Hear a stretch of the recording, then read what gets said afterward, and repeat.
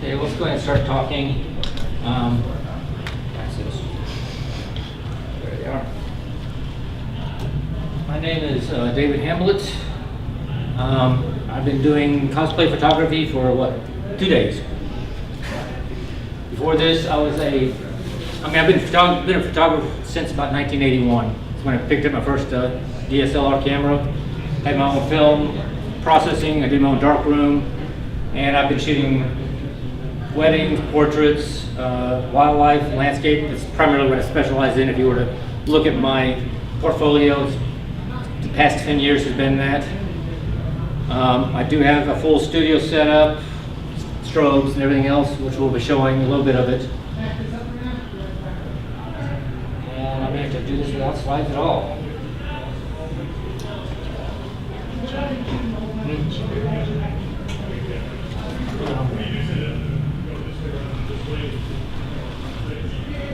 Okay. For some reason it's not interfacing.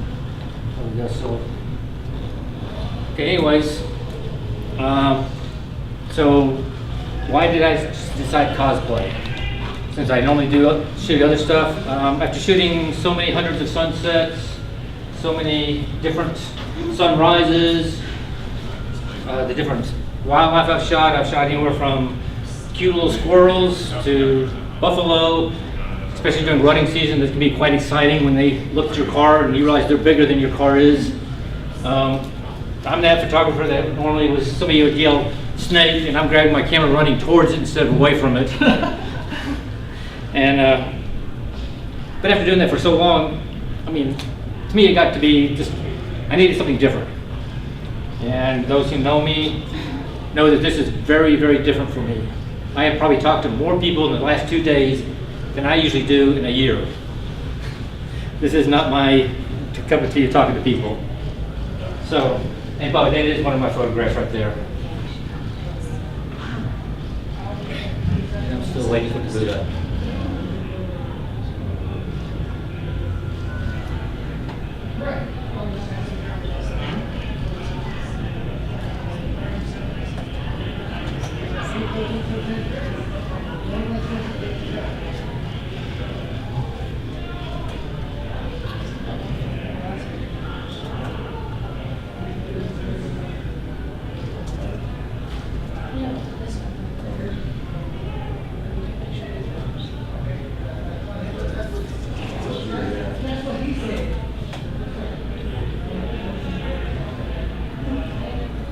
Okay.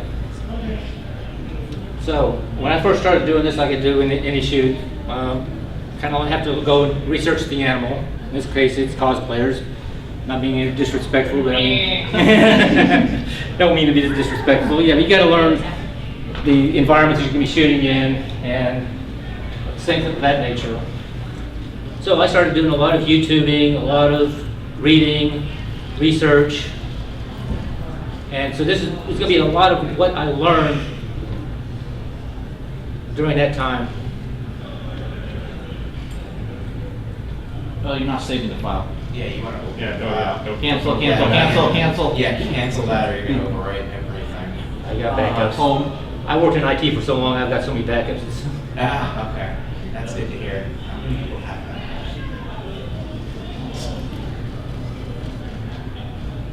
All right.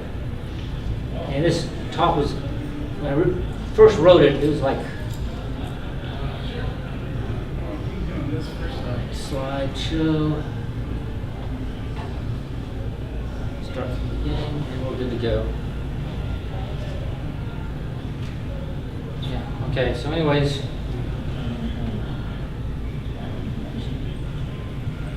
I've been doing this since 1981. I've shot several genres. I've done my own darkroom. Like I said, so many sunrises, so many sunsets, so many cute squirrels, so many raptors. This guy actually buzzed me. I mean, I was probably in his territory. He came within about 3 feet of me. And I camped with this coyote. He's saved my campsite all night long. So this is kind of what I was doing before. And one of the first things I learned about cosplaying is how to approach them. With animals, you kind of sneak up on them and then click. Cosplayers, not quite so much. Apparently, it's You gotta get to go up and ask them for their photograph, and they don't run away like the animals do. So that's different. In fact, animals, if you don't approach them right, that's all you get is butt shots. Cosplayers, I don't think they would appreciate the butt shots so much, but. So one of the first things is be ready to shoot before you approach. That means having your camera ready, having the settings set, making sure your exposure's right, the correct lens is on, your camera's actually turned on, so that you don't take up much of their time. Because they're going to different events and everything of that nature too. And introduce yourself, okay? And then ask if they can take their photo. If they say no, thank them for their time. I normally try to hand them a card if they're willing to take it. I have business cards that I carry with me all the time. And ask them if I can catch up with them later. If not, then no worries. Okay? When not to approach a cosplayer. When they're eating. Now when you're shooting animals, this is a great time. I mean, when they get that osprey with that fish is ripping into it, I mean, that's an awesome shot that every photographer looks for. But cosplayers, they don't like photos of them eating. Not sure why, but. And when they're sleeping, when they're resting, when they're obviously in a hurry to get to a panel like I just did, or if they are, who knows what they're in a hurry to, let them go on. Also, don't really approach them in high traffic areas a whole lot. And if you do, like in the dealer room or in the hallways, try to move them off to the side to where you're not interrupting traffic flow. Okay? And show genuine interest in their costume. I mean, I'm normally tried, since I'm not a cosplayer, I haven't really done a whole lot of cosplaying. It's interesting to me to understand, hear their stories about why they made the costumes, who the characters are, and it also breaks the ice. Okay? Ask if they have any favorite poses. A lot of the more experienced cosplayers do. I mean, they'll immediately start striking poses. That's great.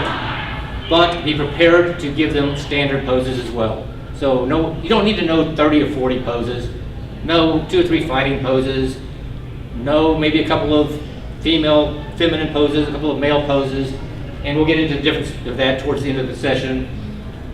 And as you're shooting, make positive suggestions. Okay, so continuing talking to the cosplayer, because if you're just like click, click, click, and they're like, what am I doing? I mean, am I doing it right? And especially if it's an extended session, talk to your cosplayer constantly, and I mean, don't click and scrunch your face and then let's try that again. Click and try it again. So at this point, the cosplayer's thinking, what am I doing wrong? And really, it's the photographer not communicating with the cosplayer.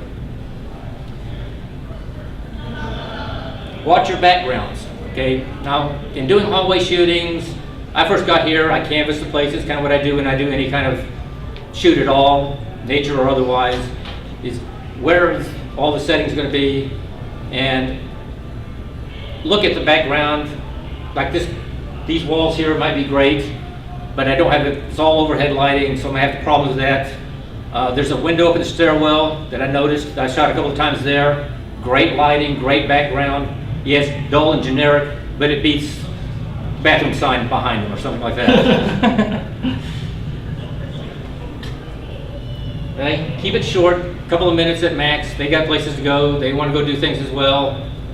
So I only get about, well, I got my camera set on, if I hold the shutter down, it'll take a shot every quarter of a second.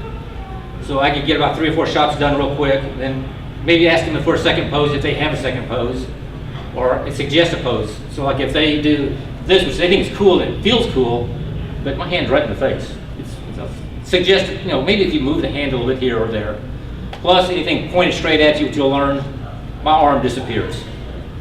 So when they strike their pose, don't say, oh no, we can't do it that way, you have to do this. Just gently suggest, hey, how about if you just move your hand here? How about you move your feet like this, or do something in this.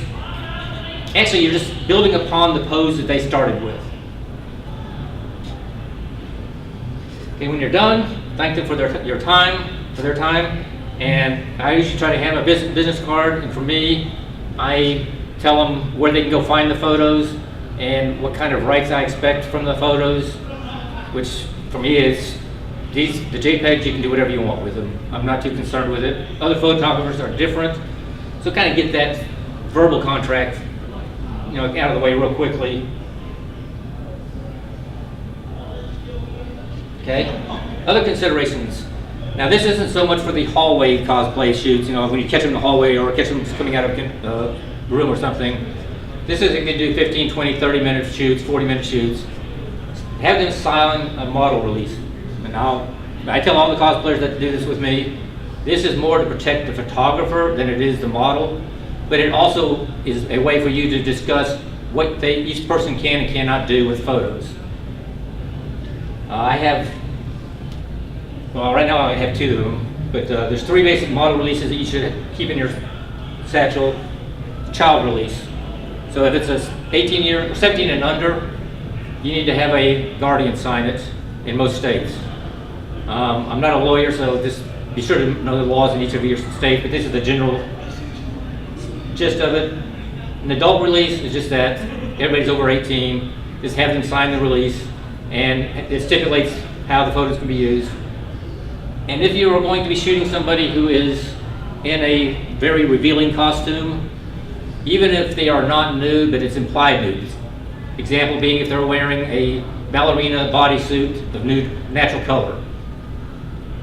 Have them sign a nudity or implied nudity release so that when you do post the photos, you have that contract that says the model knew that the photo was going to be of this nature. And it can even be implied nudity as if they're in a bikini, but you put something in front of them like a bar, fence or something, and you can't see the cloth. That's implied nudity.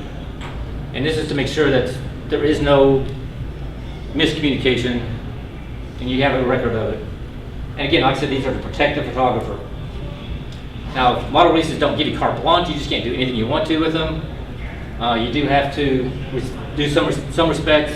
I can't sell the photos if that's not in the contract. I can't commercially benefit from the photos. And commercially benefit even means advertising my website or my business, if this were my business.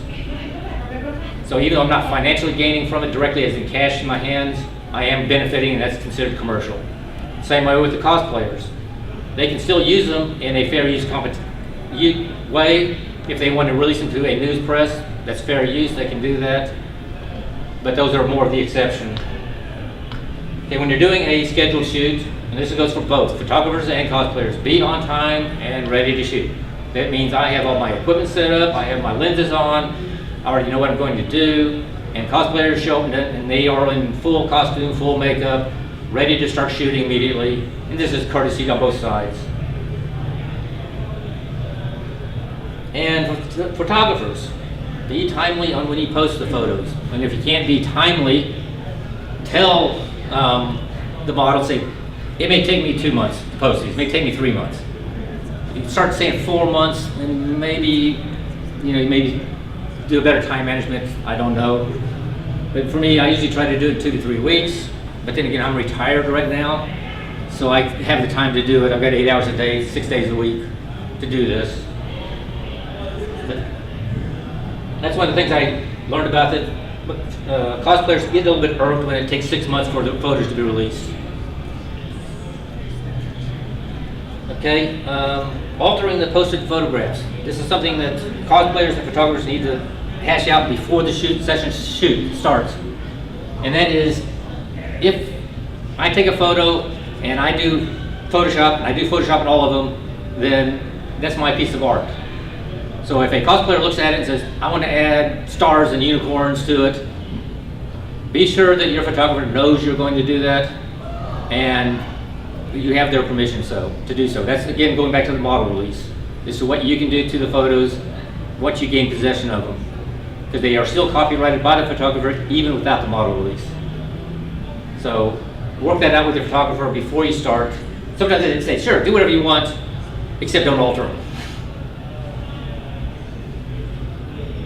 And like I said, if you're going to be carrying around equipment like this, always post-process. All right, Photoshop or something of the other nature. If you're going to be carrying around something like this, post-processing probably isn't expected. All right. And RAWs, TIFFs, and JPEGs. What are those? Photographers know what they are. Cosplayers may not know. I shoot RAW. RAW means that my camera captures everything that is in front of me, irregardless of the settings and all that. which gives me greater latitude in post-processing. Most programs cannot display RAW. The internet cannot display RAW. Most photographers will not give you the RAW files. That is like the negative of the film world. So I give out JPEGs to the web, 'cause that's what the web likes, and those are usually good but low resolution. They will look good on a screen, but they won't print. So if you want something that's greater than that, you go higher res JPEG or go to a TIFF. A TIFF is a non-compressed file, whereas a JPEG is compressed and information is lost in the image. And these are things you can look up on the internet. But when they start talking about that, that's what they're talking about is, you know, the type of file that is created by the camera. Technical camera advice. Okay, I'm not going to spend a whole lot of time here. I mean, basically what you need is camera, some lenses, and when I say a camera, this camera works just as well in many cases. Okay, it's not the equipment that's important so much, it's what you do with it. Okay, the wide angle lenses, this lens here on this camera goes from 18 to 55. It's considered, at 18, it's considered wide angle. This one here is a telephoto, 70 to 200. And this here is what they call a teleconverter, which means this, I can make this lens reach up to 400 millimeters, which is way out there, about as fast as you can, it's about as large as you can handhold a camera. If you go past 400 or 600, the camera's probably gonna have too much shape to go any further. Light modifiers, okay? Light modifiers, flashlight. This right here is a studio softbox. These things are great, they throw out a lot of light. You can control the light, you can feather the light. Other light modifiers are umbrellas, big round umbrellas, 18 inches to 24 inches to even 8 feet. And umbrellas are great for lighting large areas, but they don't have very much distance. Other light modifiers, they are called snoots, and they call grids. These are all ways to control your light in a studio setting, and you can do some really neat things with them. But when you start doing studio photography like I've been doing, you have a main light, and that's usually all you need to start with. And that would be the only setup you need right there. This here is a light head, and I can dial the amount of light that comes up. I mean, up and down on this. I got a good quality stand. And the only other thing I would say is be sure that you route your cords so nobody's tripping over them as they walk through your studio. Last thing you need is one of these things falling over. Some of them would be quite expensive. Okay. Another thing is always have extra batteries in memory. That is your film. When you run out of memory, you're looking at deleting photos to try to get more, and when you run out of battery power, your session is done. So,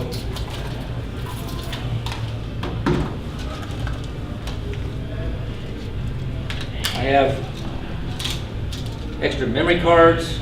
Each one of these can hold 700 to 1,000 images on them in TIFF or in RAW. These will hold about 500. It's a 2 gigabyte. And yes, I do shoot that many. When I'm doing wildlife photography, especially in a single day, I'll shoot over 1,000 images. And that's because I can't tell the bird, can you do the sweep again? And like I said, batteries. Always have at least one extra battery. My batteries will shoot about 5,000 images. I have enough memory to shoot about 3,000 images. And make sure your memory's fast enough too, because if you've got slow memory and you're doing rapid shooting, then your buffer fills up in your camera. Always carry first aid kits, especially if you're going to be doing wilderness style or outdoors type shots. You never know what's going to happen. Yeah, you get a cosplayer that's a little bit too energetic. Although she didn't stab me, it came close. I was shooting at 18 millimeters, so it looks closer than it was, but. And carry a cosplay repair kit. You never know what's going to happen out there.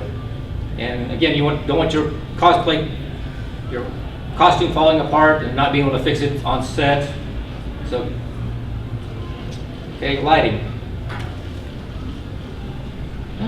Okay. The sun, of course, is always there.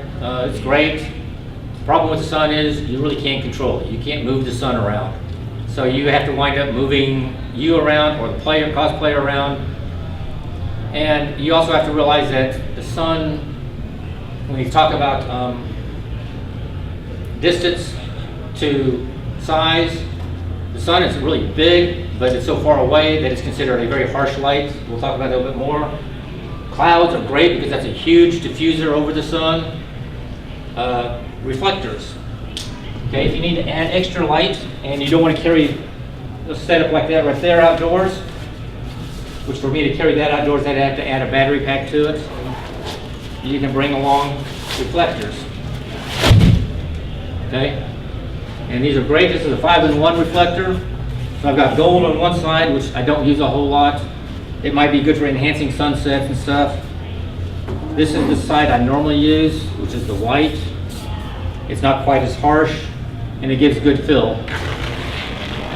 Inside here, I've got another one. It's a diffuser as well. This right here, light can shine through it, and you basically stick it over the sun, and the sun shines through it onto your model, and you now have this as your light source. And since it's bigger than the sun, it makes it larger. It reduces the shadow harshness. And I can flip this outer screen around, and I got silver, and then I've got black. Now, black is something that most people don't know how to use. This is to subtract light. All right. Let's say this wall is white, and I'm shooting my flash over here, and I'm getting a lot of light bouncing off this wall back into the back side of the cosplayer. I basically put my black side up there, have somebody hold it right here, so the light hits the black side and does not bounce back. So it's a light subtractor.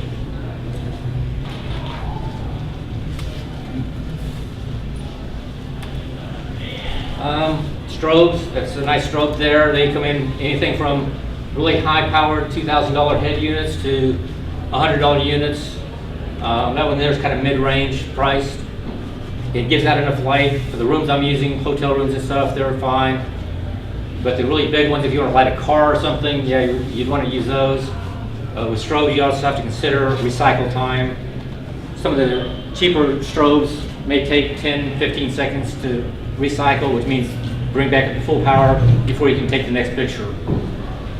So with this strobe here, I can't do rapid fire photography, but you know, you just have to work with it. Flashlights are kind of cool.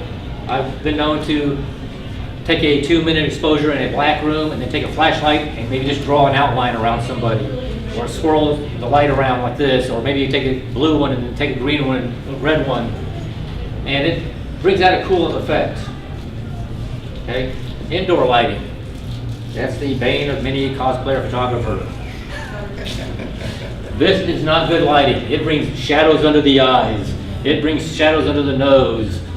It is difficult to work with. Sometimes this is fluorescent lighting. It looks like it's daylight balanced to me, but it can still throw an unusual color cast into your photo.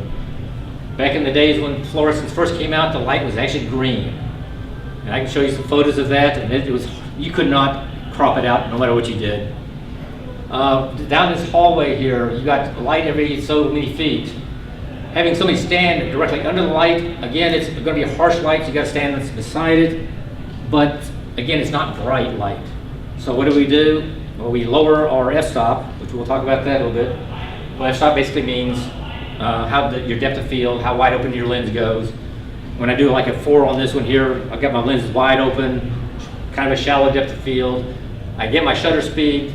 Well, I shoot aperture priority, so I get my ISO, which is, the higher you go in your ISO, the grainier it gets.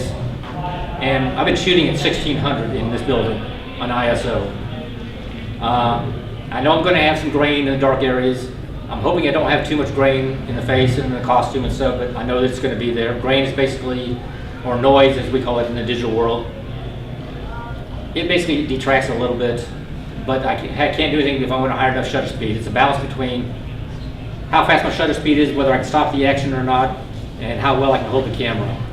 So those are the 3 components: f-stop, shutter speed, and ISO for controlling your exposure.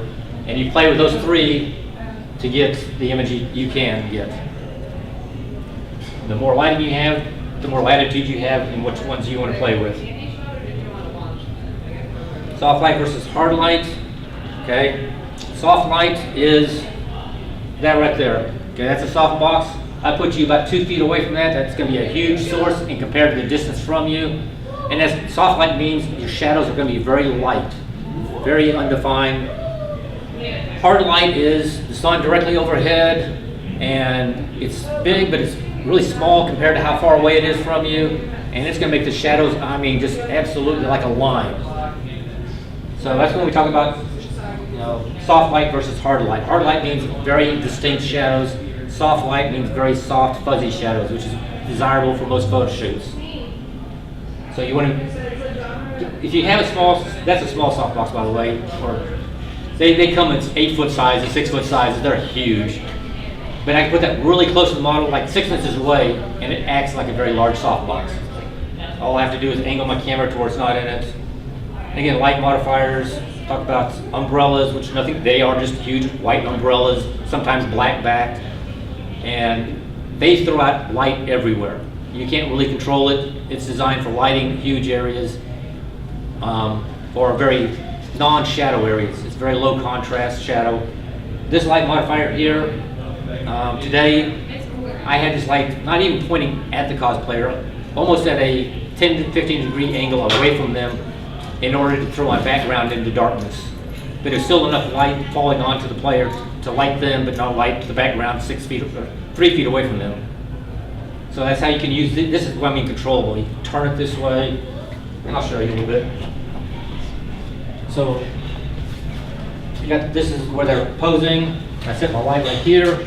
I can push it this way right here, and right about here. I'll still be lighting them because they're catching the edge of the light here, but this background will go black. And I can turn it this way if they're laying down. You can raise it up, down, tilt it. So this is a very controllable style lighting. And you can take this head off and put on a reflector head, which is a small head about this big, which makes it a harsher light. And that gives you harder lighting, and that's great for edgy type photography. Okay, managing expectations.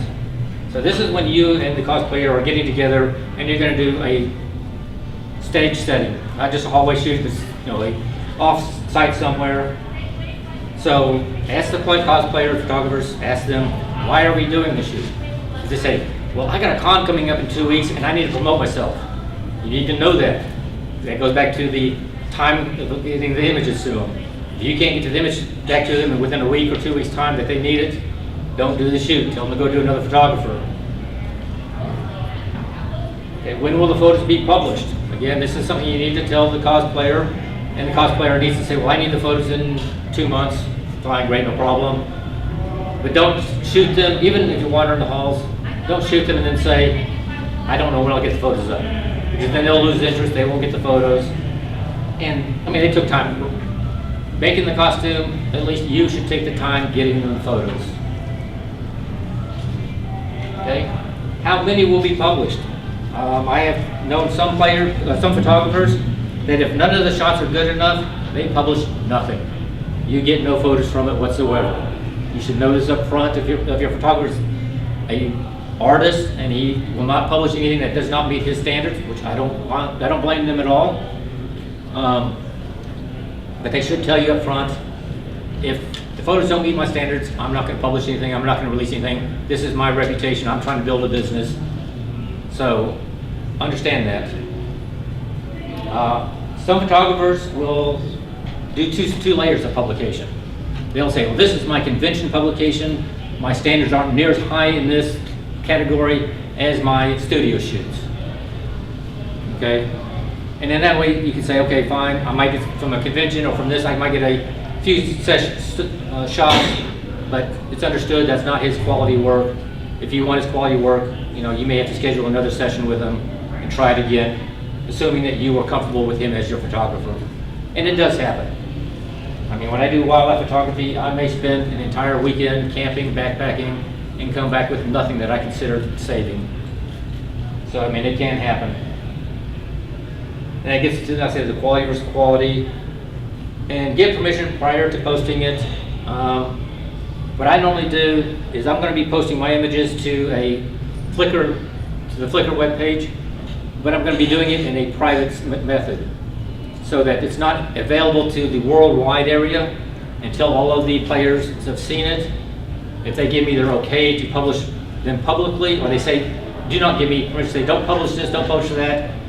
That way I can easily take them down without them getting disseminated to the world without them seeing it first. And yeah, will the photos be removed upon request? There should never be a question, but be sure that it's still stated. If a cosplayer, I mean, the photographer may say, that's a great shot, I love the pose, I love the expressions. The cosplayer's like, yeah, but my costume's not right here. It's separated, or something happened to the costume, and the photographer doesn't know this. Then the cosplayer, then take the photo down for the sake of the cosplayer if they want you to.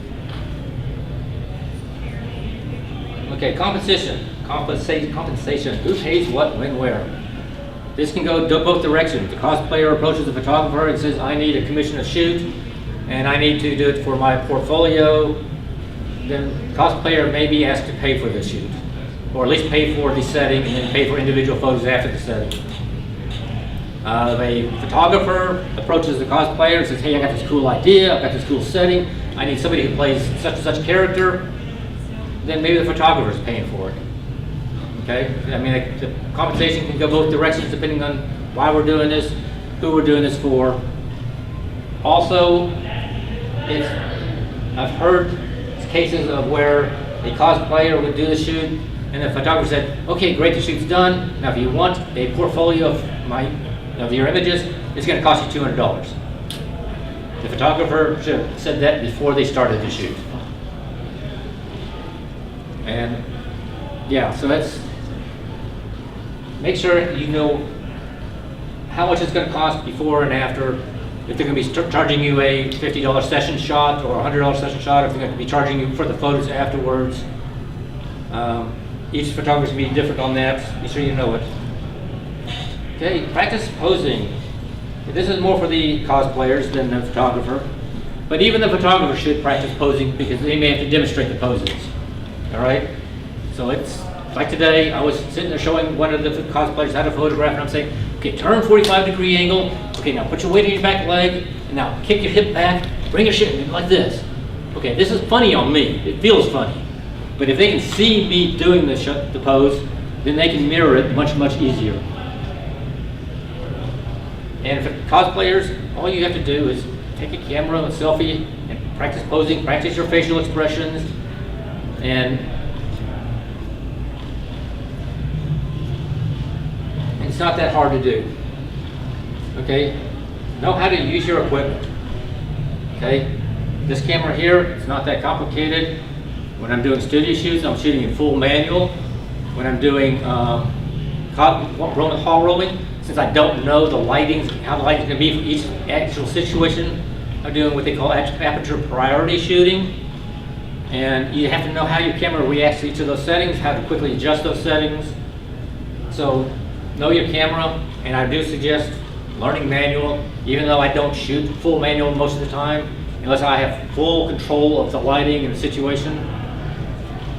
Storyboards. So what is the storyboard? Well, this is something that the anime cartoonists use. Yes? I worked with a photographer that did that. I actually found storyboards amusing because it'd be stick figures and poses. Yeah. A little bit better than that. Yeah. No, if I know, if a cosplayer contacts me or I'm working with a cosplayer and I know that they're going to be shooting Sailor Moon, I'm going to go onto the internet and I'm going to try to find as many fan art in Sailor Moon poses as possible, and I'm going to pick out 10, 15 with the cosplayer's assistance, possibly not, it depends. And then when we show up to the shoot, I say, okay, here's the images we're going to try to get for this shoot. And that way the cosplayer can look at the image and say, okay, I need to do this, I need to do whatever it is they need to do. They can look at the image, and it's so much easier than trying to demonstrate them yourselves, or try to say, can I approach you and move you around? Because that may not be kosher with the cosplayer. Storyboards are also great for inspiration and ideas. Even if I don't bring them all, at least I, in my mind, know how that player reacts, even if I don't know the character itself. Okay, site searches. One of the easiest ways to look for site locations is Google. Google the aerial maps. You can start looking and say, okay, there's a really cool bridge there. There's a really cool alley cityscape there. So that would be your first area to start searching. You can look at rooftops, you can look at rivers, trees, and then once you realize, okay, I need this setting and these areas look potential, drive out there yourself. Look around, look at the lighting, look at the background, the trees, the traffic, the amount of people that will be coming through the site. So that when you get there, you say, okay, I need you to stand over here, I need you to do over here. Okay, it's 5 o'clock in the afternoon, the sun is setting, it's gonna be coming through this bunch of trees right here, and it's gonna be a really nice pattern on you right there. So that when you get to the site, you're not wasting time looking for the shot, you've already found the shot. Now you just need to compose it and shoot it. In some cases, you might need permissions for the location that you want to shoot at. Sometimes hotels don't like it if you shoot in their lobbies. Sometimes you may have to be shooting on private property or even across private property. And this also goes to legal aspects of it. Sometimes, like in California, if you're shooting on the beaches, you need a release from the state of California to shoot on that property. That's because of Hollywood. Hollywood has pretty much made it illegal to shoot anywhere without land permissions, land model releases, so to speak. I don't think that's here in Texas, but that's state by state. Okay, posing. So if you're going to be posing somebody, start with the basics. So, I mean, like I said, basics is I'm going to stand here like this. I'm going to, assuming I'm posing a female, I'm going to have them do this, and then maybe do this. And notice how my pinky is facing you. I don't do this, because this is really bright next to my face. Your eye's going to go here. So you just start with this, and then you move your hand here, maybe have them move their hand here, maybe do this, and work with them a little bit. And all you're doing is a little bit small adjustments to their pose. Or if the cosplayer's got to pose, well, this is the way they normally pose. They normally pose like this. Okay, great. Or they normally pose like this. Okay, great. I need you to move your hand down because your hand's in the face. Or if you're pointing at the camera, then your arm disappears. Or if you got a nice, cool sword and I'm pointing it at you, I don't see the sword because I'm in a two-dimensional world. So start with basic posing. You don't need a whole, like they get books of like 50 different poses. You only need about 5. And then adjust those 5 as it hits you, as the image requires. And one thing about fan art I will say is sometimes cartoonists draw characters in poses that are impossible for the human body to actually achieve. So sometimes you can get close to it, but realize that there's going to be limitations. And okay. So the next point there is if you can bend it, bend it. What that means is if I'm doing this, that's kind of stiff. No, do this, bend your elbows. All right? Same way with your legs. You can bend your legs a little bit. If I've got them really straight and stiff, that's kind of unnatural. Sometimes when they're leaning on their arm, kind of in a laying down posture, the arm bends in on a lot of, especially women. And that's unnatural. It kind of makes it look like their arm's broken. So bend it this way. Fingers the same way. If you bend them, bend them. I mean, if I do this, that's not very natural. Bend it, okay? If there are 2, take them off the horizontal. Okay, what that means is, okay, a lot of like Wonder Woman poses like this. It's kind of static, everybody's seen it. And there's 2 hands. Bring one down or bring one up. So I've got them on a diagonal instead of, straight up. Same way with the feet. So my feet are like this. Take one back, okay? What's closest to the lens is largest, all right? This is something that a lot of women love to hear. They got big hips, they don't want big hips, kick them away. So they're further from the lens. Turn this, push this forward. Now this area is bigger to the lens. So, and believe me, I got a lot of good reactions in my session when I did that. Said, you do this. I'm not telling them, okay, now I want to make your chest look bigger. I'm just saying, now bring your chest forward and bring your hips back. Boom. And then, guys, same way. Okay, you want to make the shoulders broader. Bring them forward just a little bit and bring their arms out. Take up a lot of space. So I'm standing more masculine, take up space. All right? And also realize what's closer to the lens is larger. My hand is huge compared to my body. Okay, bring your hand back, bring it out a little bit. When you stick it out forward like this, just remember the perspective. Okay, that goes to with the compression versus elongation. Okay, right here, I'm compressing my arm. If I move it out here, or if I stick my leg out this way, I'm elongating my leg, right? If I'm shooting from real low angle up, I'm elongating the model. If I'm shooting down, high down, I am now compressing the model. So camera angle is really important in that area, all right? So if you do have somebody who's really tall and you want them to be a little bit shorter, shoot them from a little bit higher up. If you want to elongate, like somebody you want to short or you need to extend higher, shoot them from low, elongate them. Lens choice. Okay, if I shoot you with a wide angle lens, I am going to extend everything out, okay? It's going to exaggerate anything off center of the lens. So if I put my hand out here on 18 millimeters, this is going to look really awkward. Bring it further in. If I'm shooting with this, that 70 millimeters, that's great. That's what they call a perfect portraiture lens, because the face, the nose, the proportions all look in proportion. If I shoot at 400, it's going to flatten the face, it's going to flatten the costume. If I shoot with this at 18, it's going to elongate the nose. It's going to elongate some aspects of the face. So there is a lens compression if you shoot with normally 75 to 80 millimeters is what they consider the best portrait lens, because it gets what we consider to be the proportions for the face. Utilizing negative space, okay? So somebody's sitting here like this, and what's happening is I've got a red shirt, a red sleeve, I'm making myself wider. I don't want to do that, so I want to create some negative space here, all right? So that I can see the body here. And this slims it more, and I'm taking up more space, especially for like men fighting poses. This is the correct fighting pose for most boxers. This is not a good portrait pose, because I've got everything compressed in on top of me, like this. Use the negative space in the area. Use this negative space. Okay, and pose the whole body. So a lot of times when I pose, I start posing at the feet, and I pose up. Even if I'm doing nothing but a head shot or a portrait shot. Because how your feet are positioned determines how your upper body is going to fit. So even if I'm not going to include those in the frame, I start with the feet. And again, it's usually, okay, they start like this. I say, well, turn this way or turn towards the light. Put this foot forward, turn this foot here, okay, great. Now I need you to lean forward onto this leg and turn your shoulders this way. Now I need you to move your hands wherever I want them to be. Then I say, okay, stick your chin out, bring your chin down.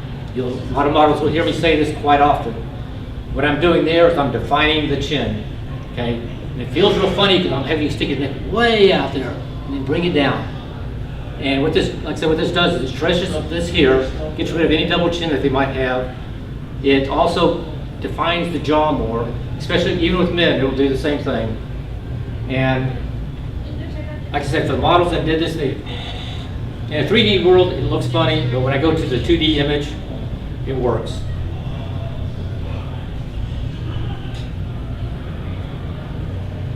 Okay, hands, feet, mystery fingers. Okay, what is a mystery finger? Okay, I'm like this right here, and I'm shooting this. I don't know if anybody can see it, but I got these fingers just kind of floating out here. They don't really know where they're coming from. Have them put their hand like this so you can see the whole hand, or bring the hand in like this so they can't see any fingers. You got just a little bit pinkies just sticking out like this, they just kind of float there. Pointing away from the camera, like I said before, if you're pointing this way, bring it down, especially if it's a wide angle lens. That's how they get those really dramatic long legs, or the sword that looks like it's really long. It's because they're down and away, and they're getting the wide angle lens effect on the sword. But if you point it right at the lens, it's going to disappear. Okay, pointing. Okay, women. Now when I say women, I mean the sex of the cosplay. So if you're a man dressed as a woman or a woman dressed as a man, when I say women, I'm talking about how you're dressed as. Or when I talk about men, it's how you're dressed as. So for women, you want soft poses, relaxed, just a little bit of a curve here.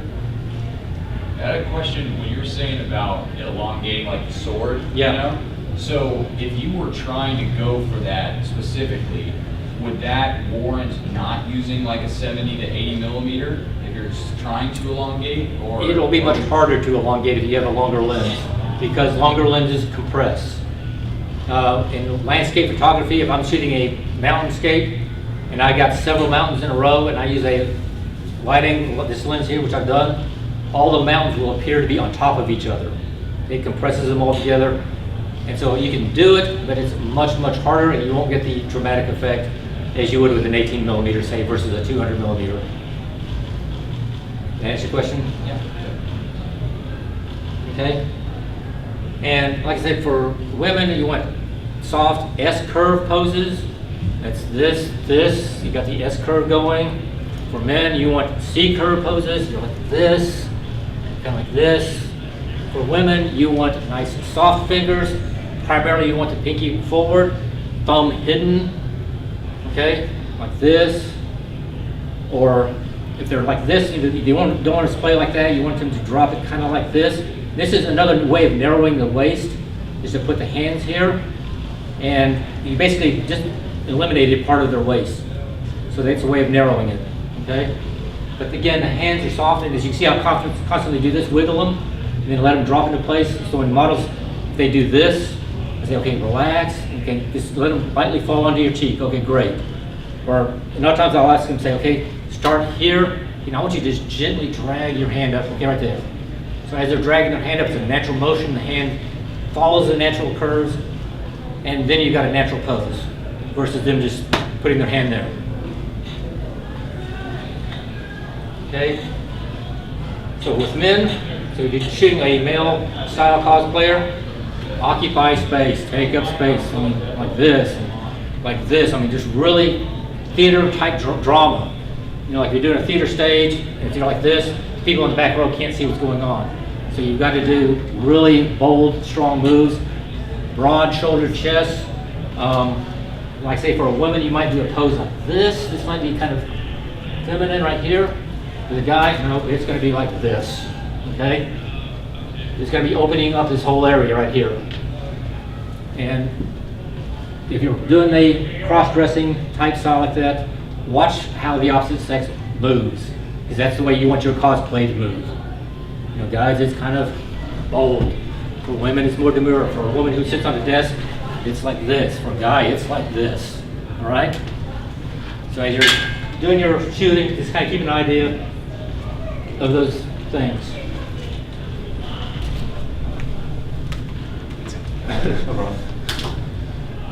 All right? Head, shoulders, and chin. Okay? Lean towards the camera. Again, what's close to the camera is larger. When I lean towards it, I lean with my head like this. If I drop my head like this, my forehead's closer. And so it becomes bigger. You want to kind of keep the head up like this and lean closer. All right. And I said, always chin out and down, chin out and down. I say that constantly. Bringing the shoulder to the chin. So when I say bring the shoulder to the chin, so put the chin where you want it, then roll the shoulder up into it. Don't bring the shoulder up and then bring the chin down. It puts into a much more natural pose when you do that. And especially for females, you want to elongate the neck. So if they've got hair covering the neck, take the hair off the side, one side, so you can see how long the neck is. And again, that's just getting the chin down part, which gets the neck longer. Bring them this way, having them drop the shoulder, relax the shoulder. A lot of times you say bring the chin forward and down, they kind of tense up their shoulders. Tell them relax the shoulder. The S-curves, triangles, 45-degree, weight on the back foot, lean forward, elbows out. Arch the lower back. Okay, when arch the lower back part, that's something I haven't covered yet. So when you say arch the lower back, it's better than saying stick the stomach, kind of lean back like this, because that kind of sticks the stomach out. Arch the lower back means like this. So they're trying to arch this right here instead of lean back like this, which emphasizes the stomach. You want to emphasize the curve in the back. Again, this goes back to the S curve. Okay, posture pull up, bend at the waist, never lean back. That never lean back is for women mainly. So you don't want the women leaning back like this. Now guys, yeah, this is a cool pose. No, I'm leaning back, I'm disinterested in what you're doing. But for women, that's not. Leaning the head back is all right for guys. Women always want to lean their head forward. And hand gestures, okay? If I say, okay, turn right, well, who's right? If I say, turn this way, or turn that way, or if I even turn myself that way, or turn myself that way, you mirror my images, what I'm doing, and it's much easier to communicate. If I want you to stand up straight, okay, stand up straight, stand up straight. And if I want you to move your shoulders this way, if I want you to pull your chin out, pull your chin down, kind of get some hand gestures going as part of your communication. Okay, broadening versus narrowing, okay, it's kind of, this is broad, this is narrow. Broad, never shoot females broad. They don't want to be shot broad. They would like to see more narrowing of the body. Men, you can shoot men broad, but you can also shoot them kind of narrow. Okay, when you're directing, stay positive in your directing. Like I said earlier, don't kind of say, oh, that's horrible, that's awful. No, I need you to do this. Or so as you're doing your chatter, always be like, okay, great, shoot this, okay, great, that was great. Now, can you look at it this way? Can you do this, can you do that? Cool, that looks cool. The entire time I'm talking, I never say a negative thing. Even if I'm looking at the back of my camera and I'm thinking, oh, that's horrible. It's like, no, that's great, that's great. And that's just a confidence builder for your models, okay? If they see you if you quit talking or you start saying negative things, they pick up on that negativity and it starts showing in your photos. So stay positive, and like I said, mirror the pose for them. That means photographers, learn how to pose. Okay, I'm not the greatest poser in the world, and I know most of the models will say they're not the greatest, but I still try to learn how so that I can show them what I want them to do, and it helps in the communication a whole lot. Photographers, never stop talking. As soon as you stop talking, the model starts thinking.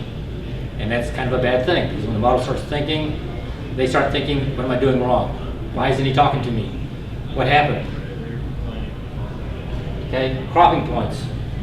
Obviously don't crop off fingers, don't crop off at the elbow. You want to crop up at a narrow point like the waist, or if you're having somebody like this, you have them right here, I've narrowed this area here, that's a nice crop point for that kind of a pose. But that's not a hard fast rule. Sometimes cropping off a little bit of the head, sometimes a real tight shot, especially if it's an action shot, indicates that you're really close to the action. Give the models a break. Some of these poses that I put these models through are difficult. If you try doing it, like I said, the one here, and I'm saying, do this, do this, and this, they are using muscles they've never used before. After about 5 minutes, say, okay, cool, relax. And it gives you a chance to think about the next pose. While they think they're just relaxing, you're churning in your mind, like, what am I going to do next? Or I'm running out of ideas, I need a break myself. Tell the model, okay, especially with a difficult pose. Say, okay, shoot, shoot, shoot, okay, relax. Just relax for a few minutes and just have a nice conversation or something. Okay, this is an example of a kind of a bad pose because you can see the legs pointing towards me, you can see how short the leg became. Said, shoot this way. Okay, that way the long looks more elongated and you can see more of the pose. And again, here she's pointing a sword at me. You can't see that sword except maybe a little point. You don't know if it's a sword, a gun, you don't know what it is. So I have to move it off to the side. Okay, also, if that went there, the sword's actually in her face. So again, move it off to the side. Okay? This is one of the, I have the models that's kind of model, have got her hands in two different locations, her feet are not on the horizontal either. She's not really looking at the camera, they don't always have to look at the camera.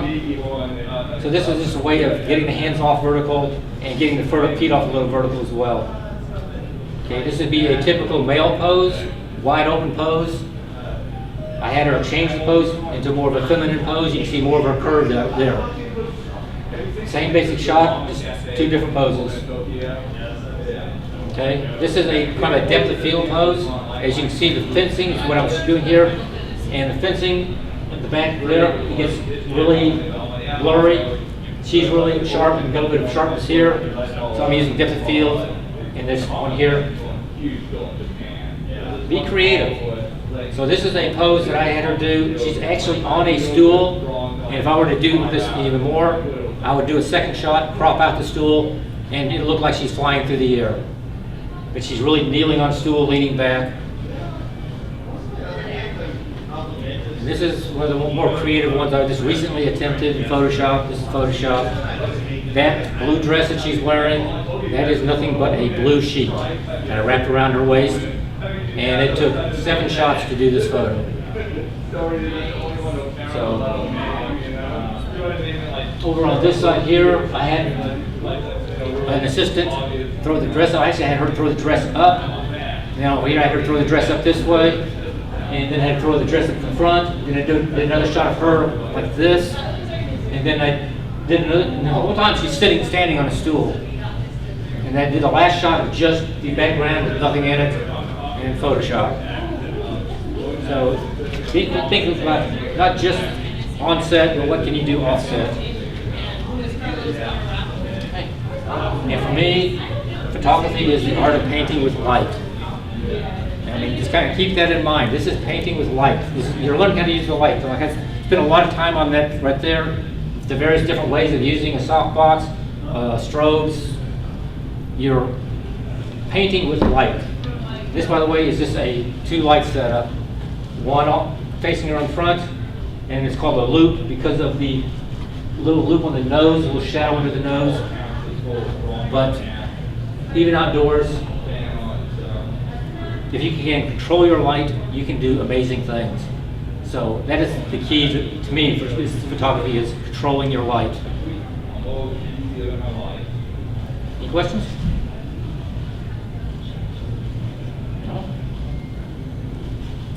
We got 5 minutes left, okay. Well, thank you all then.